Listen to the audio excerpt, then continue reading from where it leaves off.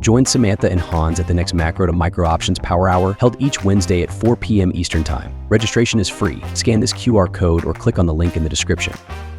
What do you see with option flow on the aggregate? Because I still see that and I wrote about this also on that Monday, that beneath the surface, breadth might be breaking down, but the option flow still leans bullish. And the North American active investors, they went from 100 to 60 in like a New York minute. So they're really fickle. They're nervous. They're waiting for Trump's policies to be announced. And when you get stuff like we had today, Trudeau on Monday, and then this kind of nonsense. So we know Trump is the master of distraction and confusion, and he's doing a great job. Greenland, go, right? So, I mean, there's all kinds of disguise, I think, for really what he's trying to leverage and get done. But the problem is the market doesn't know how to price any of this in. Yeah.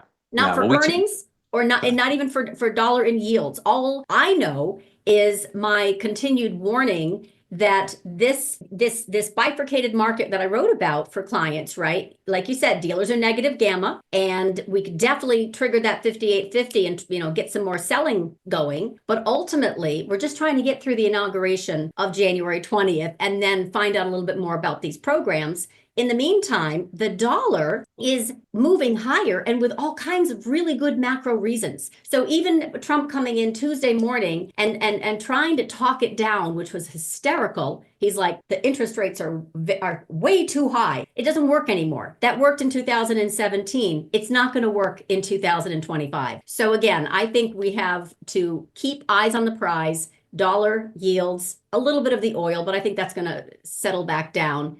And watch the option flow. But right now, it's not falling apart. Well, and like you say, it's hard for them to control the narrative because the rubber's finally hitting the road here a little bit. And there are things afoot since they started to cut rates, or since they were hoping to cut rates even more. We've seen the 10-year run up 100 basis points. So there's sort of kind of it's a tale of two kind of rate environments in a way. There's reality, and then they're hoping to do something that may not be possible for now. And I keep telling people, well, the Mag 7 are kind of a place to hide, and they don't really care about interest rates. And I say that sort of tongue in cheek because sort of a line from there's one of my favorite movies about a boy, and the guy says, no man is an island. Well, no sector is an island, right? At some point, the economy does matter to those stocks. We can't just say that they're never going to care about interest rates. They don't care about interest rates because it doesn't affect their business, their business per se. They don't have to borrow money and things like that. So they're kind of these balance sheet heroes that everyone can run to. But at some point, if AI kind of eases off and the economy softens, then it will affect MAG as well. So for now, the narrative is hide in MAG while rates are high and the rest of the economy is kind of going,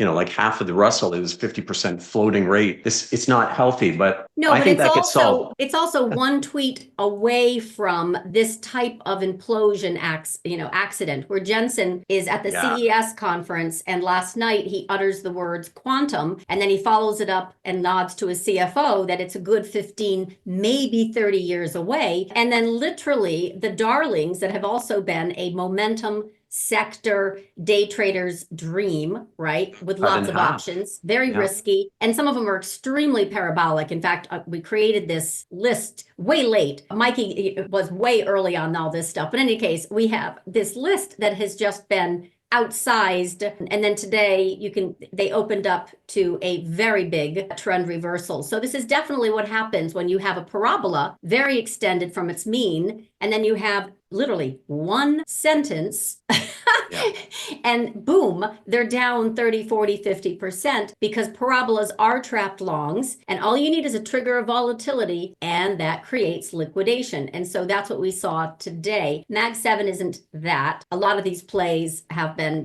they're unprofitable tech, but they pulled forward a lot of growth. NVIDIA has pulled forward a lot of growth, and it's stunning, and everyone's, starstruck by the celebrity CEO. But the point is, this is the air pocket of risk that I look for in everything. So we need to kind of just not be complacent. The market is definitely getting tested. Join Samantha and Hans at the next Macro to Micro Options Power Hour held each Wednesday at 4 p.m. Eastern Time. Registration is free. Scan this QR code or click on the link in the description. Watch the full Options Macro to Micro Power Hour episode by clicking on the video here, and subscribe to LaDucTrading YouTube channel for more content.